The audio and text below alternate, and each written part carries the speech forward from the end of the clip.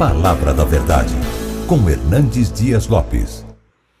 Eu quero trazer hoje uma palavra de consolo para o seu coração. O texto que eu vou ler está em 1 Samuel. 1 Samuel capítulo 1. Peço que você abra comigo nesta passagem.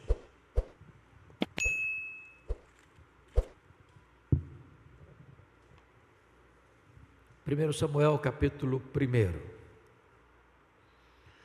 Começando com o verso 1, diz assim, eu estou seguindo a versão revista e atualizada, e diz, houve um homem de Ramataim Zofim, da região montanhosa de Efraim, cujo nome era Eucana, filho de Jeroão, filho de Eliú, filho de Tou, filho de Zufi, efraimita. Tinha ele duas mulheres, uma se chamava Ana e a outra Penina. Penina tinha filhos, Ana, porém, não os tinha. Este homem subia da sua cidade de ano em ano a adorar e a sacrificar ao Senhor dos Exércitos em Siló. Estavam ali os dois filhos de Eli, Rofini e Finéias, como sacerdotes do Senhor. No dia em que Eucana oferecia o seu sacrifício, dava ele porções deste a Penina, sua mulher, e a todos os seus filhos e filhas. A Ana, porém, dava porção dupla, porque ele a amava, ainda mesmo que o Senhor a houvesse deixado estéril. A sua rival a provocava excessivamente para a irritar, porquanto o Senhor lhe havia cerrado a madre. E assim o fazia ele de ano em ano. E todas as vezes que Ana subia à casa do Senhor, a outra a irritava, pelo que chorava e não comia. Então Eucana, seu marido, lhe disse, Ana, por que choras? E por que não comes? E por que estás de coração triste? Não te sou eu melhor do que 10 filhos? Após terem comido e bebido em Siló, estando Eli, o sacerdote, assentado numa cadeira, junto a um pilar do templo do Senhor, levantou-se Ana e com amargura de alma, orou ao Senhor e chorou abundantemente e fez um voto dizendo, Senhor dos exércitos, se benignamente atentares para a aflição da tua serva e de mim te lembrares, e da tua serva te não esqueceres, e lhe deres um filho varão, ao Senhor o darei por todos os dias da sua vida, e sobre a sua cabeça não passará navalha. Demorando-se ela no orar perante o Senhor, passou Eli a observar-lhe o movimento dos lábios, porquanto Ana só no coração falava. Seus lábios se moviam, porém não se lhe ouvia voz nenhuma. Por isso Eli a teve por embriagada e lhe disse, até quando estarás tu embriagada? Aparta de ti esse vinho. Porém Ana respondeu, não, Senhor meu, eu sou mulher atribulada de espírito, não bebi nem vinho nem bebida forte, porém venho derramando a minha alma perante o Senhor. Não tenhas, pois, a tua serva por filha de Belial, porque pelo excesso da minha ansiedade e da minha aflição é que tenho falado até agora. Então lhe respondeu Eli, vai-te em paz, e o Deus de Israel te conceda a petição que lhe fizeste. E disse ela, acha a tua serva mercê diante de ti. Assim a mulher se foi seu caminho e comeu, e o seu semblante já não era triste. Levantaram-se de madrugada e adoraram perante o Senhor, e voltaram e chegaram à sua casa a Ramá. Eucana coabitou com Ana, sua mulher, e lembrando-se dela o Senhor, ela concebeu, e passado o devido tempo, teve um filho a que chamou Samuel, pois dizia, do Senhor o pedi. Verso 26, disse Ana a Eli, meu Senhor, tão certo como vives, eu sou aquela mulher que aqui esteve contigo orando ao Senhor. Por este menino orava eu, e o Senhor me concedeu a petição que eu lhe fizera, pelo que também o trago como devolvida ao Senhor, por todos os dias que viver, pois do Senhor o pedi, e eles adoraram ali o Senhor. Amém. O tema que eu quero tratar nesta noite é, não desista de seus sonhos. Não desista de seus sonhos. Era o ano de 1952 na Nova Zelândia, quando um grande esportista daquele país nutriu um sonho inédito, audacioso, o sonho de escalar a montanha mais alta do planeta, o sonho de chegar no topo do Pico Everest com mais de 8.800 metros de altitude. Ele se preparou para aquela grande empreitada da sua vida. Quando partiu para realizar o seu sonho, ele fracassou. ele não conseguiu chegar no topo do Everest. Meses depois, ele foi convidado para dar uma palestra em Londres, e quando ele chegou no auditório, propositadamente as pessoas colocaram uma grande gravura do Monte Everest na parede. Ele entrou no auditório, olhou para a gravura, abaixou a cabeça, dirigiu-se à plataforma. Quando passaram-lhe a palavra, por um momento, ele esqueceu seu auditório, voltou-se para a gravura e disse: Monte Everest, da primeira vez tu me derrotaste, tu não podes crescer mais, mas eu ainda estou crescendo, da próxima vez eu te vencerei. 6 meses depois, Edmund Hillary era o primeiro homem da história da humanidade a chegar no topo do pico Everest, deixando para nós um legado: não desista de seus sonhos. Eu sei que todos nós aqui temos sonhos. Quem não sonha não vive. Quem desistiu de sonhar, desistiu de viver. Mas é provável que neste auditório haja alguém que já perdeu os seus sonhos mais bonitos pelas estradas da vida. Talvez haja entre nós quem já viu os seus sonhos mais belos se transformando em pesadelo. Quem sabe até mesmo haja alguém aqui nesta noite que já desistiu de seus sonhos, que já enterrou os seus sonhos, que já colocou no túmulo de seus sonhos uma lápide: aqui jaz os meus sonhos. Eu quero encorajar você nesta noite a trazer esses sonhos e a colocá-los de volta na presença de Deus, porque o Deus a quem estamos adorando e servindo nesta noite é o Deus dos prodígios, é o Deus das maravilhas, é o Deus que opera milagres, é o Deus para quem não tem causa impossível, é o Deus para quem não tem casamento irrecuperável, é o Deus para quem não tem enfermidade incurável, é o Deus que pode tudo quanto Ele quer. Esse texto retrata uma mulher que tinha um sonho bonito, um sonho legítimo, sonho de ser mãe. O problema é que Ana é estéril. O problema é que o sonho de Ana está sendo adiado. E eu fico imaginando que se Ana vivesse hoje, se ela fosse nossa contemporânea, certamente ela enfrentaria algumas abordagens. Acho que a primeira delas seria esta: Ana, você é uma mulher tão crente, você vai tanto à casa de Deus, você ora tanto, você está estéril, tem coisa errada na sua família.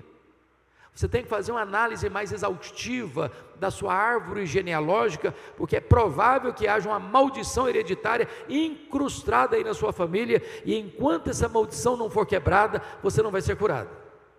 Só que o problema de Ana não era a maldição hereditária. Se Ana vivesse hoje, talvez alguém parecido com os amigos de Jó diriam para ela: Ana, ninguém sofre sem causa. Para você estar sofrendo, você deve ter feito alguma coisa errada. Enquanto você não confessar o seu pecado, você não vai ser curada. Só que o problema de Ana não era pecado escondido. Se Ana vivesse hoje, talvez alguém mais audacioso chegaria para ela dizendo o seguinte: Ana, deve ter algum demônio da esterilidade escondido aí na sua vida. O que você precisa fazer é ir num culto de libertação. Só que o problema de Ana não era demônio. Dá uma olhadinha no versículo 5. Está escrito aí que o próprio Deus a deixou estéril. Dá uma olhadinha no verso 6. Está escrito aí que o próprio Deus cerrou a sua madre, de tal maneira que a doença de Ana não tem a ver com maldição hereditária, não tem a ver com pecado, não tem a ver com demônio. A doença de Ana tem a ver com Deus. Bom, isso parece que dá um nó na nossa cabeça, porque se Deus é bom, e Deus é, se Deus tem o melhor para nós, Ele tem. Se Deus quer o melhor para nós, Ele quer. Então, como Deus pode adiar os nossos sonhos, e os nossos sonhos mais legítimos? É sobre isso que quero conversar um pouco com vocês. Em primeiro lugar, Deus adia os nossos sonhos para nos ensinar a grande verdade de que o Deus das bênçãos é melhor do que as bênçãos de Deus. A maior necessidade nossa não é da bênção, é do abençoador. Não é da dádiva, é do doador. Não é de coisas, é de Deus. Nós poderíamos ter todas as dádivas de Deus, podíamos ter saúde, família, amigos, prestígio, dinheiro, sucesso profissional. Mas se nós não temos Deus, tudo isso não é capaz de preencher o vazio do nosso coração. A maior necessidade nossa, portanto, é do próprio Deus. Porque o sonho de Ana foi adiado, ela passa a buscar a Deus como nunca buscara antes. Ela passa a ter experiências com Deus como nunca tivera antes. Às vezes Deus adia os nossos sonhos, para que nós coloquemos Ele, Deus, no topo do nosso coração, da nossa vida e da nossa agenda. Segundo lugar, por que Deus adia os nossos sonhos? Deus adia os nossos sonhos para nos ensinar que tudo o que temos, tudo o que somos, veio de Deus, é de Deus e deve ser devolvido para Deus. Ana disse para Eli: por este menino orava eu, pelo que o trago como devolvido ao Senhor por todos os dias da sua vida. Notem isso, se Ana não tivesse esse entendimento, ela teria feito de Samuel um ídolo na sua vida. A vida dela estaria gravitando ao redor de Samuel. Mas porque ela entendeu que Samuel viera de Deus, que Samuel pertencia a Deus, ela não tem dificuldades de devolver Samuel para Deus. Aliás, quando ela pede um filho para Deus, ela não pede para ela. Se tu me deres um filho varão, ao Senhor o darei por todos os dias da sua vida. Mesmo sabendo que Eli já era um sacerdote idoso, mesmo sabendo que os filhos de Eli, Rofini e Finéias, não eram homens fiéis a Deus, ela não titubeia, ela não retrocede, ela não recua, e ela cumpre o seu compromisso com Deus e consagra o seu filho para Deus. Entendamos isso. Às vezes nós pedimos para Deus uma bênção e Deus não-la concede, e aí nós transformamos a bênção num ídolo. Nós substituímos o doador pela dádiva, o abençoador pela bênção. Por exemplo, pedimos para Deus prosperidade, e Deus dá prosperidade.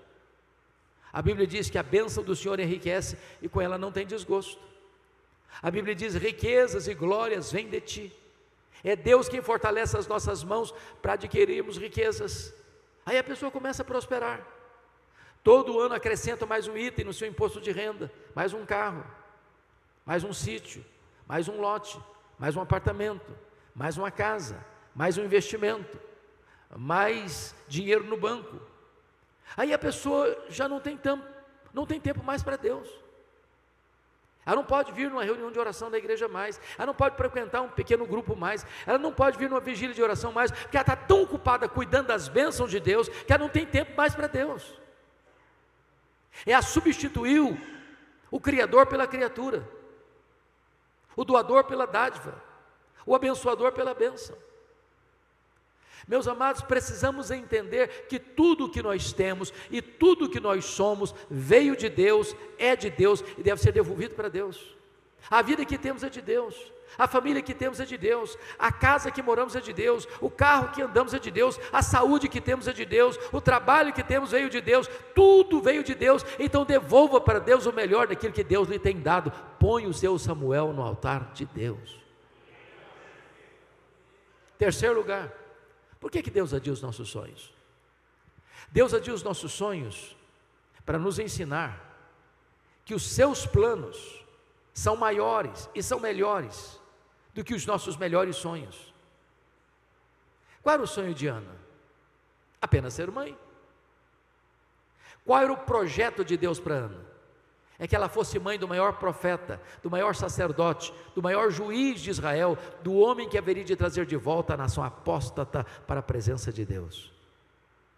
Às vezes você endereça a Deus um pedido e Deus olha para você e diz: ah, meu filho, ah, minha filha, eu não vou atender não, você está pedindo pouco demais, seu pedido é acanhado demais, Eu tenho coisa melhor para você. Estou preparando algo muito maior para você. Os pensamentos de Deus são mais altos do que os nossos pensamentos. Os planos de Deus são mais elevados que os nossos planos. Eu fico olhando para a Bíblia e observando a história de José. O José estava na prisão. E ele pediu ao copeiro do faraó para lembrar-se dele quando saísse da prisão. E o copeiro do faraó esqueceu-se de José. E ele passou mais 2 anos mofando na cadeia. E você pergunta, mas onde está Deus? Que deixa um filho seu inocente padecer numa prisão. Por que Deus não tirou José da prisão quando ele queria sair da prisão? Se José tivesse saído da prisão quando ele queria sair de lá, o máximo que ele teria sido era um bom lavador de copos no palácio do faraó. Deus o deixou mais 2 anos na prisão, porque nesse tempo Deus estava construindo a rampa do palácio para ele sair da prisão e ser o governador do Egito. Quando Deus parece demorar, não é porque Ele está longe, não é porque Ele está indiferente, é porque Ele está preparando algo maior e melhor para a nossa vida, porque não há Deus como o nosso que trabalha para aqueles que nele esperam. 4º lugar, por que Deus adia os nossos sonhos? Deus adia os nossos sonhos porque Ele é Deus, livre e soberano, que faz todas as coisas conforme o conselho da sua vontade. Confira comigo o capítulo 2, versos 6 a 8, no Cântico de Ana. Ela diz assim: o Senhor é o que tira a vida e a dá, faz descer à sepultura e faz subir. O Senhor empobrece e enriquece, abaixa e também exalta. Levanta o pobre do pó e desde o monturo exalta o necessitado, para o fazer assentar-se entre príncipes. Pelas minhas andanças por esse Brasil, vejo às vezes algumas coisas, pastor Júlio, que me incomodam muito. Às vezes, em nome de uma fé robusta, algumas pessoas beiram a blasfêmia. Quando chegam para Deus com petulância e dizem: Deus, eu proíbo, Deus, eu ordeno, Deus, eu decreto, e ai de Deus se não atender. Até parece que essas pessoas estão assentadas num alto e sublime trono, e Deus está no escabelo de seus pés. Mas que tolice, que meninice espiritual. O nosso Deus está no trono, Ele tem as rédeas da história em suas mãos. Ele quem dá vida, Ele quem tira a vida, Ele quem exalta, Ele quem rebaixa, Ele quem põe no trono, Ele quem tira do trono, Ele quem pega o pobre e do monturo e o faz assentar-se entre príncipes. Ele não pode ser colocado contra a parede, Ele não pode ser pressionado, Ele não está acuado, Ele é soberano, Ele é livre, Ele é o todo-poderoso Deus, que faz todas as coisas conforme o conselho da sua vontade, e não precisa pedir licença para fazer. Por outro lado, há aqueles que, em nome de uma ortodoxia, caminham para o erro, ao afirmar que não, o tempo dos milagres ficou lá no período dos apóstolos, hoje não tem mais. Mas o Deus a quem servimos não se aposentou, Ele não vestiu um pijama, Ele não está numa cadeira de balanço, Ele não está senil, Ele é o mesmo ontem, hoje, para sempre o mesmo. Ele tem o mesmo poder, Ele age quando Ele quer, em quem Ele quer, da forma que Ele quer, para o louvor da sua própria glória, e não precisa pedir licença para nós. Ele é soberano. Eu fico olhando Ana, como mulher crente que era, certamente também esclarecida. Então Ana deve ter buscado todos os recursos da medicina para cuidar da sua saúde. Não é pecado você procurar os recursos da medicina, porque toda ciência é ciência de Deus, todo conhecimento é conhecimento de Deus, tudo procede de Deus. Deus cura com os meios, Deus cura sem os meios, Deus cura apesar dos meios, mas porque quem cura é Ele. Então eu fico imaginando que toda mulher, sem exceção, gosta de andar com a bolsa do lado, às vezes até mais do que uma. Eu fico pensando que Ana devia carregar nesta bolsa os últimos exames da junta médica de Ramá, dizendo para ela: não tem jeito, não tem cura, não tem solução. Mas Ana entendia outra coisa: se Deus quiser, tem jeito, porque a última palavra não é da ciência, a última palavra não é da medicina, a última palavra é do Deus vivo. Se Ele quiser, tem jeito. É por isso que Ana ora, é por isso que Ana chora, é por isso que Ana jejua, é por isso que Ana insiste, é por isso que ela bate a porta da graça, é por isso que ela não desiste de esperar um milagre. Deus opera maravilhas ainda hoje. Eu estava fazendo uma visita há muitos anos lá em Vitória, no hospital. Quando eu chego na porta do hospital, tinham 3 pessoas na porta, 3 mulheres, e uma jovem, dentre elas, uma das 3 pessoas era uma jovem de 17 anos. Essa menina estava num estado avançado, num tratamento de câncer, com muitas metástases pelo seu corpo. E o médico que cuidava dela lá na nossa cidade do interior, disse para ela: minha filha, aqui não tem CTI, como não tem até hoje, e você precisa de um CTI para continuar o tratamento. Aqui nós esgotamos todos os recursos. Só que ela não tinha plano de saúde e não tinha vaga no CTI. Eu era amigo do diretor do hospital, fui conversar com ele. E ele me disse: pastor, não funciona assim. Não tem vaga. Eu não posso tirar um paciente para botar outro. Hoje eu não posso recebê-la. Fiquei um pouco frustrado. Voltei para a porta do hospital e fiz o que eu não tenho o hábito de fazer. Não me lembro se fiz isso novamente, mas naquele dia eu fui inclinado a fazer isso. Eu disse: filha, aqui não tem vaga para você, mas nós podemos fazer algo melhor do que encontrar uma vaga num CTI. Nós podemos pedir a Deus para curar você nesse momento.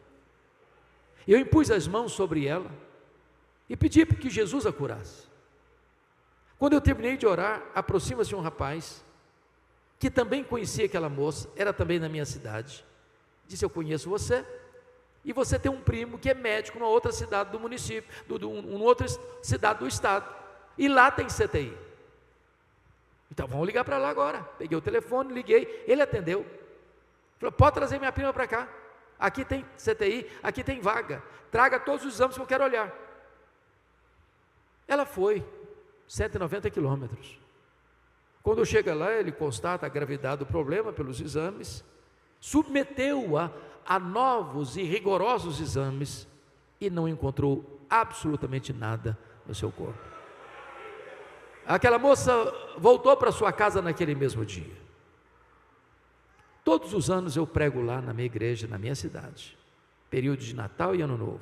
O ano passado, pregando lá, terminado o culto, fomos tirar algumas fotos com algumas pessoas. Aproxima-se uma jovem senhora, bonita inclusive, dos seus 37, 38 anos, e fez-me uma pergunta que nunca se deve fazer a um pastor.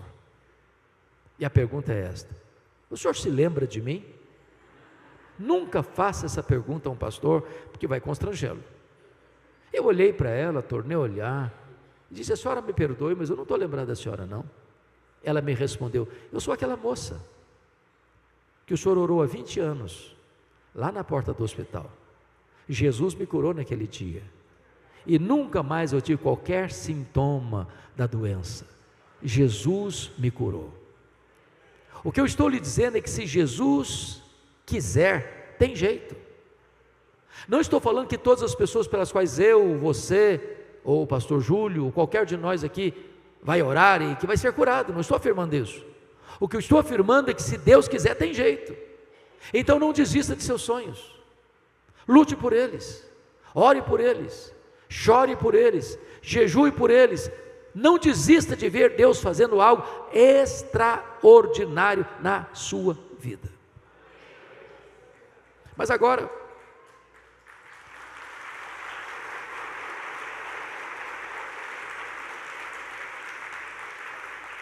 vamos ao segundo ponto dessa mensagem.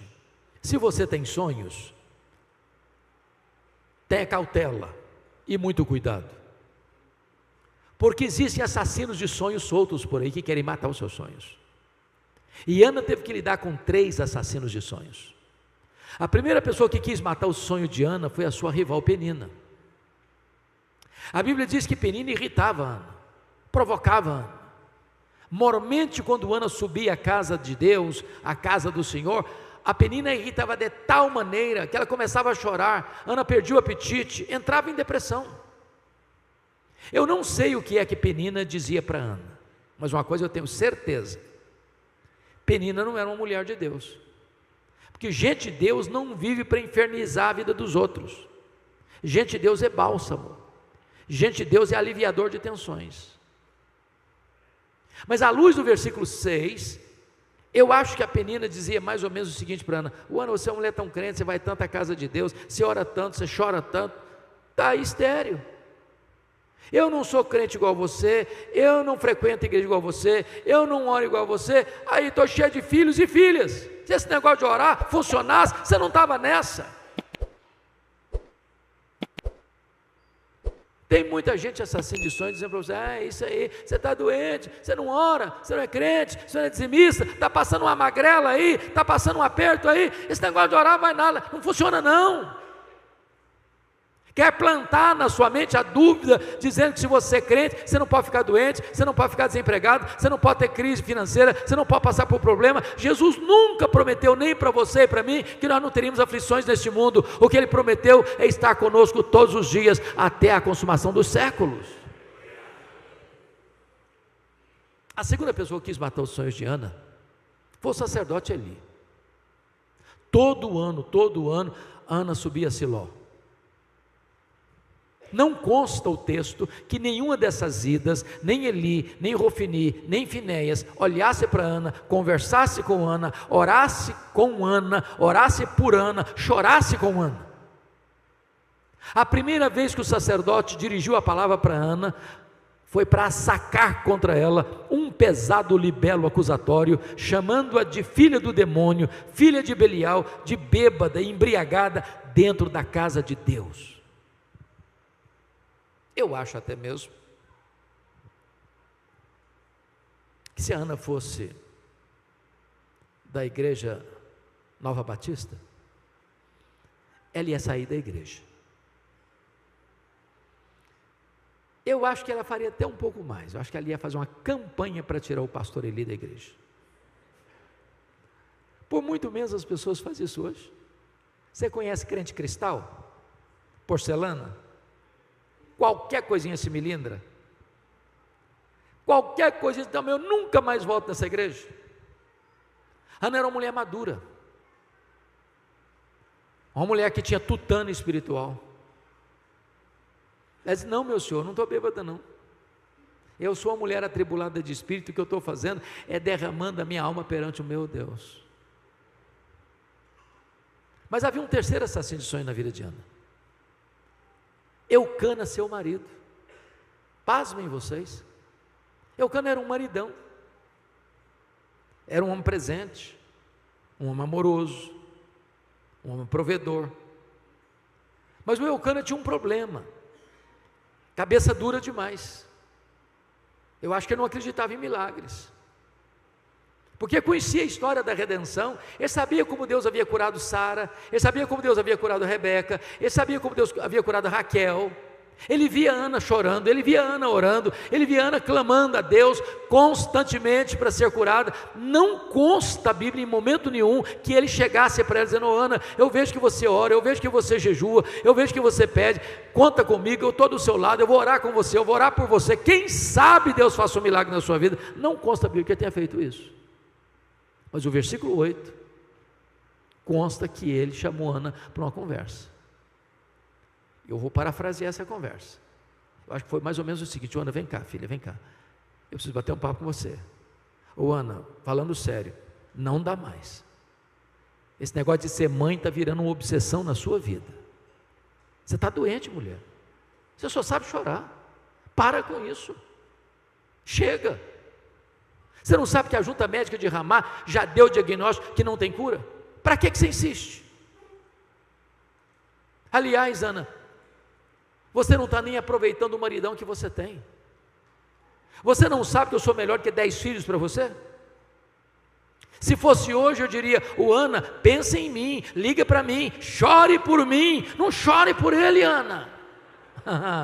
Tem assassino de sonho aí bem perto de você, cuidado. Não desista de seus sonhos. Terceiro e último ponto: o que fazer quando os nossos sonhos estão sendo adiados? Ana nos ensina 3 coisas. Primeiro,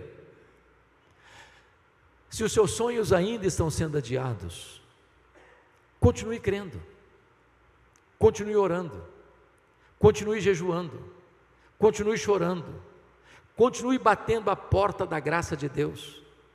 Não retroceda, não pare, não desista, ande um pouco mais, chore um pouco mais, ore um pouco mais, jejue um pouco mais, persevere um pouco mais. Tem gente que joga a toalha cedo demais, tem gente que desiste no meio da caminhada, tem gente que para no limiar da terra prometida. O tempo nosso não é o tempo de Deus. Então continue, então prossiga. Meus irmãos, quantos casamentos acabaram porque faltou um pouquinho mais de paciência, um pouquinho mais de ternura, um pouquinho mais de perdão. Não desista, não abra mão da vitória. Me permita ilustrar. Norman Vincent Peale foi um pastor metodista. Ele escreveu o seu primeiro livro, O Poder do Pensamento Positivo, e procurou uma editora para publicar o seu livro. Acho que quase todo o primeiro livro de um escritor, ele vai ter problema para publicar, via de regra. Não é que as editoras olharam e não gostaram do conteúdo, não. Elas têm medo de investir. Aí dão uma desculpa: não, esse ano não dá, esse ano não faz parte da filosofia, não faz parte do calendário, quem sabe o ano que vem, quem sabe outra oportunidade, e vão dando algumas desculpas. Então, quando ele bateu nas portas e nenhuma porta se abriu, ele ficou muito frustrado. Ele chegou em casa, jogou os rascunhos do livro no lixo, e disse: no lixo vão ficar os meus sonhos de escritor. Dona Ruth, sua mulher, mais crente e mais otimista do que ele, como via de regra as mulheres são, pegou os rascunhos do lixo e disse: eu vou lutar pelos seus sonhos, eu acredito nos seus sonhos, eu vou correr atrás de novas editoras. Encontrou uma editora que se interessou pelo livro. Resultado: esse livro já vendeu mais de 40 milhões de exemplares. Um dos maiores best-sellers da literatura. Estavam no lixo. Não desista de seus sonhos. Na política americana tem um homem que me impressiona muito, Franklin Delano Roosevelt. Esse cidadão estudou em Harvard, esse cidadão estudou em Columbia, esse cidadão entrou na política, tinha uma carreira brilhante, mas o sonho dele era ser presidente dos Estados Unidos da América. Aos 39 anos de idade, ele sofreu poliomielite, ficou paraplégico numa cadeira de rodas. Alguém se aproxima dele e diz: numa cadeira de rodas você nunca será presidente dos Estados Unidos da América. Ele respondeu: pois eu nunca vou desistir. Foi o único homem até hoje na história americana que foi eleito e reeleito presidente dos Estados Unidos da América 4 vezes consecutivas numa cadeira de rodas. Não desista de seus sonhos. A segunda coisa que Ana fez quando o seu sonho foi adiado é que ela creu na promessa da palavra de Deus, conforme o versículo 17. Isso me impressiona, pastor Júlio, porque o sacerdote ali acabara de falar uma tolice para Ana, chamando-a de bêbada, dentro da igreja. Essa palavra Ana não hospedou no coração. Eu já vi tantas vezes nos meus 43 anos de ministério, quanta gente doente emocionalmente, porque um dia escutou uma palavra envenenada do pai, da mãe, do marido, da esposa, do patrão, e aquilo adoeceu a alma. Me permita dizer uma coisa: se alguém proferir uma palavra envenenada para azedar a sua vida, não acolha essa palavra. Você não é o que as pessoas dizem que você é. Você nem mesmo é quem você pensa que você é quem Deus diz que você é. Mas agora esse homem abre a boca, e ele é um profeta de Deus, quando diz para Ana: vai em paz para a tua casa, e o Deus de Israel te conceda a petição que lhe fizeste. Essa palavra é boa, essa palavra ela acolheu no coração, e essa palavra trouxe 2 curas para Ana. Lá em Siló, Deus curou a sua alma, Deus curou as suas emoções, que quando ela saiu de lá, o rosto dela resplandecia, a Shekinah de Deus estava no rosto dela, havia um semblante novo na vida dela, a tristeza tinha ficado para trás, ela tomou posse da promessa da palavra de Deus. Mas diz o texto, que ela desceu para Ramá com seu marido, coabitou com seu marido, Deus se lembrou dela, ela concebeu, ela deu à luz a um filho, a quem pôs o nome de Samuel. Então lá em Siló, Deus curou a sua alma, lá em Ramá, Deus curou o seu ventre. Lá em Siló, ela creu, lá em Ramá, o milagre aconteceu. Lá em Siló, ela tomou posse da promessa, lá em Ramá, o milagre tornou-se realidade na sua vida. Agora, notinha de rodapé. O que Ana fazia? Constantemente, chorava. Humanamente falando, um homem não é atraído por uma mulher não atrai o seu marido com o rosto coberto de lágrimas. Ela quer ser mãe, mas ela não consegue sequer atrair o próprio marido. Eu fico imaginando, brincando um pouco com vocês, que quando Ana saiu de Siló, rosto brilhando, eu acho que ela passou os melhores cosméticos, botou o melhor perfume, colocou a melhor roupa, e o Eucana disse: uau, vai ter avivamento lá em casa hoje?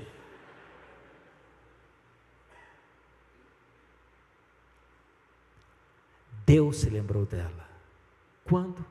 Quando ela creu na promessa de Deus. Eu quero dizer para você que Deus é avalista da sua própria palavra. O que Ele promete, Ele cumpre. E o que Ele faz, ninguém pode impedir a mão de Deus de fazê-lo. Mas a última coisa que Ana fez foi voltar às trincheiras da luta. A partir desse momento você não vê Ana mais chorando, a partir desse momento você não vê Ana mais num quarto escuro, a partir desse momento Ana volta às trincheiras da luta. Meus irmãos, me permita lhes dizer isso, uma das verdades mais consoladoras da Bíblia é o que nós chamamos de soberania de Deus. O que significa isso?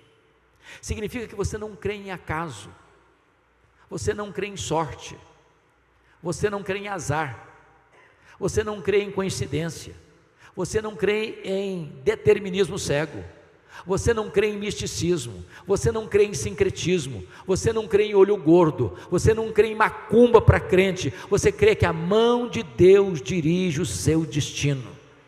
Você crê que Deus não é surpreendido pelo seu problema, Deus não foi pego de surpresa porque você está passando por uma luta, Deus não é desconhecedor do vale que você atravessa. Tudo que acontece com você é porque Deus sabe, é porque Deus permite e é porque Deus tem um propósito. Se você está passando por uma luta, saiba disso, essa tempestade não está vindo para destruir você, mas para tonificar as musculaturas da sua alma. Deus está preparando você para uma vitória maior, para uma bênção mais esplêndida, para uma experiência mais profunda com Ele. É por isso que crente tem que ser animado, sabia? Tem que ser animado. O crente é aquele que pode dizer assim: este é o dia que o Senhor fez, alegremo-nos e regozijemo-nos nele. Há um escritor que, e não obstante não ser evangélico, eu gosto de ler.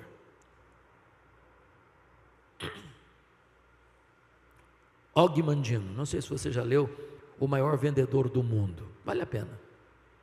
Mas o que me impressionou em Og Mandino não foram nem suas obras não, foi a sua biografia. Aos 35 anos ele estava falido, bêbado, caído numa sarjeta, abandonado pela mulher, pensando em suicídio. 10 anos depois, aos 45 anos, Ele estava no topo da fama mundial, escrevendo livros lidos e traduzidos no mundo inteiro, encorajando as pessoas a viverem com otimismo. Eu fico pensando, se um cara que nem crente consegue viver com otimismo, e você, que é filho de Deus, que tem seu nome escrito no livro da vida, que foi selado com o Espírito Santo, que está aguardando a gloriosa volta do Senhor Jesus. Você tem que ser animado, meu irmão. Para de reclamar da vida. Mas o Og Mandino, no seu livro autobiográfico, dá uma boa dica para você começar o seu dia animado. E é muito simples a dica dele. Você quer começar o seu dia animado? Diz ele, faz o seguinte, naquela época, hoje não dá mais, compre o melhor jornal da sociedade, porque hoje não compramos mais jornal, não é verdade? Você tem tudo aí no seu smartphone, mas então abra o seu smartphone, no melhor jornal, eu não sei se é Folha, se é Estadão, da sua preferência. Agora, você não é tão corajoso, audacioso, a ponto de querer começar o seu dia lendo as páginas políticas. Você vai ficar depressivo, você vai ficar com raiva, você vai perder seu dia, então pula logo essa página. Claro, você também não é tão corajoso a ponto de querer começar o seu dia lendo as páginas econômicas, porque a coisa está feia para o nosso lado. A taxa de juros está 15% ao ano, a economia está derretendo, e você vai ficar em pânico, então pula também a página econômica. Bom, é claro que você também não é tão corajoso assim para que começar o seu dia lendo as páginas policiais, você vai ficar com medo até de sair de casa, então pula essa página também. Bom, claro, você também não vai querer começar o seu dia lendo as páginas esportivas, de repente você é corintiano, não conseguiu ir para a Copa, está passando uma crise madonha, e aí você vai ficar triste, deprimido, então pula também essa página. Você quer começar o seu dia animado mesmo? Diz ele, começa lendo a página do obituário, a lista das pessoas que morreram. Só um detalhe, você tem que ler tudo. Tudo. Lê nome grande, não, porque tudo. Quando você terminar essa leitura, você vai descobrir algo fantástico. Você vai descobrir que o seu nome não está nessa lista. Você vai descobrir que as pessoas que estão nessa lista dariam tudo para estar no seu lugar. Você vai descobrir que você está vivo, e se você está vivo, um milagre de Deus pode acontecer na sua vida hoje. Não desista de seus sonhos.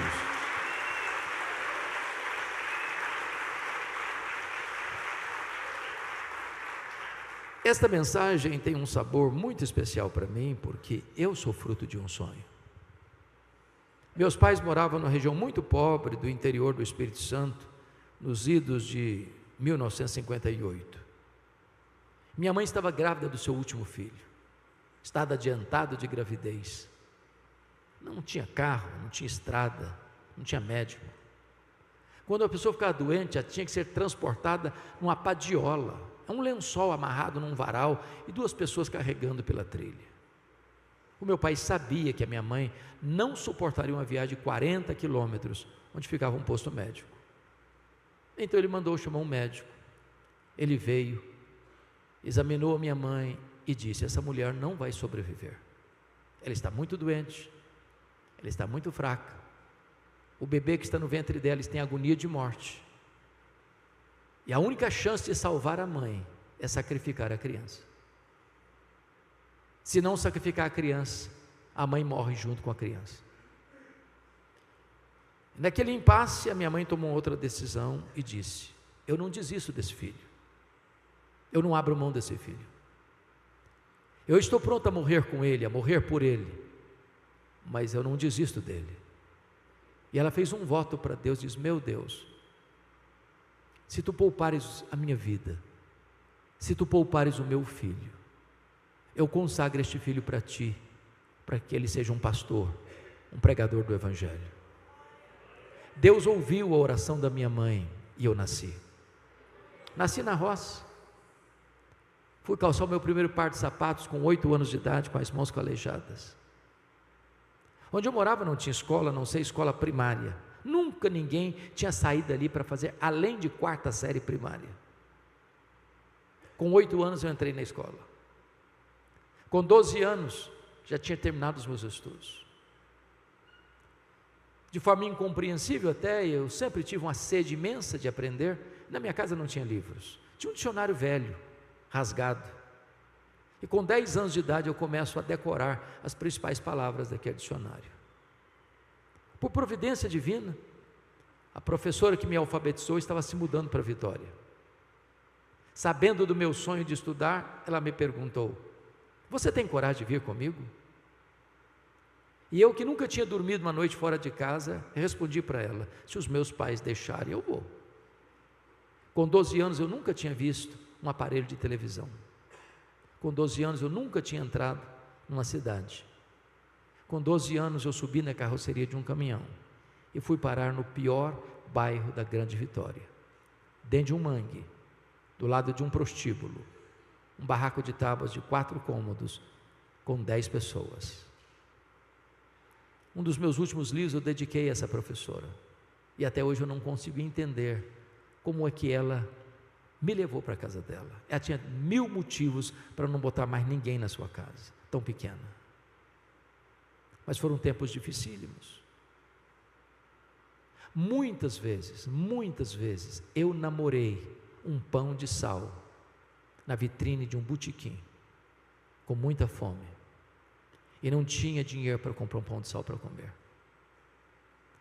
Muitas vezes procurei açúcar, farinha para comer, não tinha açúcar ou farinha para comer, e eu chorava muito.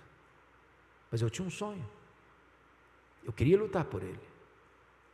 Mas pasmem vocês, o meu sonho era ser político e advogado.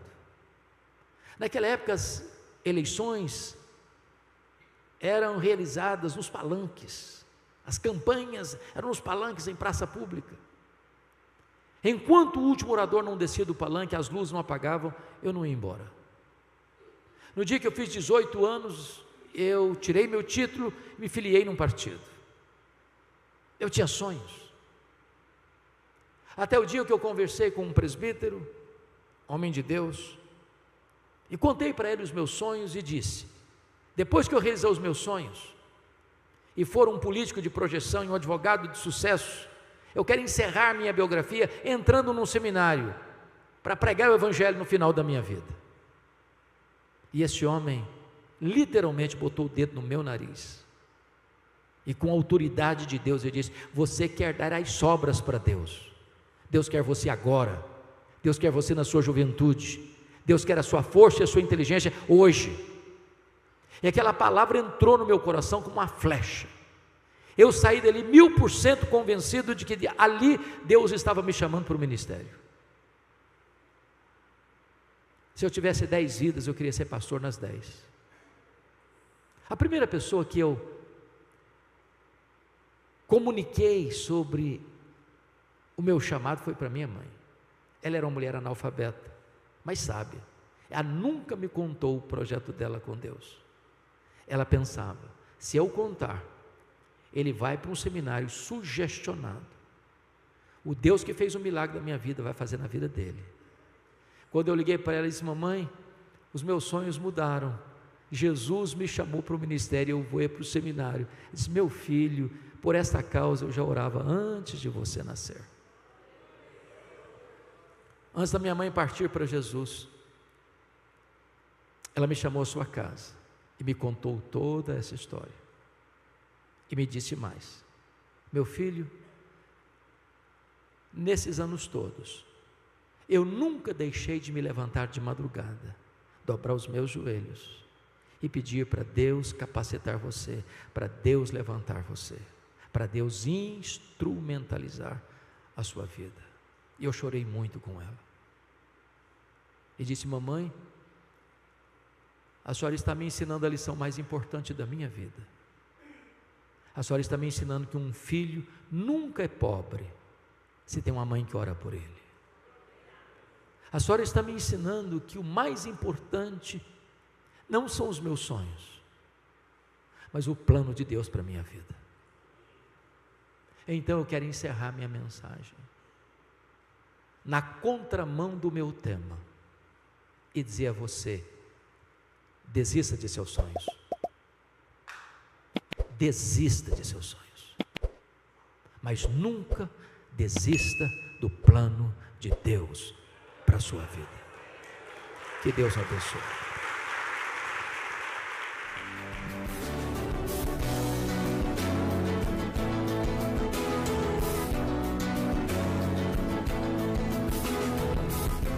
Palavra da Verdade, com Hernandes Dias Lopes.